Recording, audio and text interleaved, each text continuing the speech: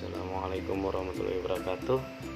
Nama saya Haris Hafizi, peserta Latsar CPNS BPSDM Provinsi Kalimantan Selatan, Angkatan 1 Kelompok 4 Kabupaten Hulu Sungai Selatan.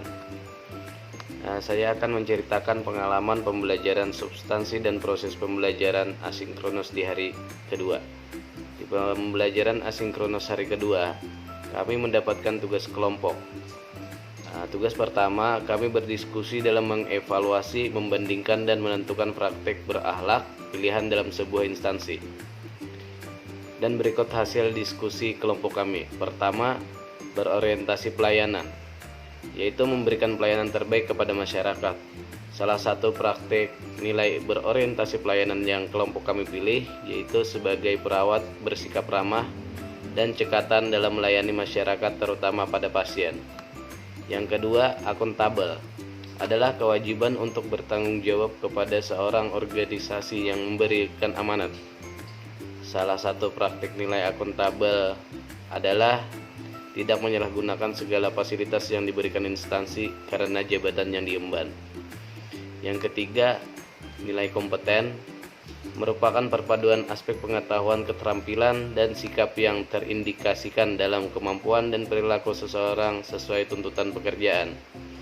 Praktek yang bisa dilakukan adalah mengikuti bimbingan teknis atau seminar maupun sosialisasi yang dilaksanakan oleh instansi untuk meningkatkan kompetensi dalam hal pekerjaan. Contohnya, pelatihan teknis. Keempat, harmonis. Suasana harmonis dalam lingkungan kerja akan memberikan ketenangan pada tiap individu. Praktek penerapan kurva Loya harmonis pilihan kelompok kami adalah tidak mengganggu ibadah atau hari keagamaan bagi pemeluk agama lain yang berbeda dengan agama yang kita anut. Yang kelima, loyal. Dalam konteks ASN, sikap loyal dapat dimaknai sebagai kesetiaan terhadap cita-cita organisasi serta berdedikasi dengan mengutamakan kepentingan bangsa dan negara. Contohnya yaitu selalu menjaga kerahasiaan data-data medis pasien sesuai dengan sumpah yang telah diucapkan. Yang keenam, adaptif. Adaptif adalah suatu proses yang menempatkan manusia yang berupaya mencapai tujuan atau kebutuhan untuk menghadapi lingkungan dan kondisi sosial yang berubah-ubah agar tetap bertahan. Yang ketujuh, kolaboratif. Untuk dapat menyukseskan suatu program kerja yang ada di suatu instansi, para pegawai perlu membangun kerjasama yang sinergis dan tidak berjalan sendiri-sendiri dalam menjalankan program tersebut. Tugas yang kedua yaitu tokoh panutan. Berdasarkan hasil diskusi kelompok, kami memilih tokoh Ibu Sri Mulyani Indrawati. Nilai-nilai ASN berakhlak dari seorang Ibu Sri Mulyani Indrawati antara lain berorientasi pelayanan. Beliau melakukan transformasi di bidang pelayanan perpajakan yang berorientasi pelayanan. Yang kedua, akuntabel. Ibu Sri Mulyani di pemerintah pusat pertama kalinya dalam sejarah memperoleh opini wajar tanpa pengecualian atas laporan keuangan pada tahun anggaran 2016. Yang ketiga, kompeten.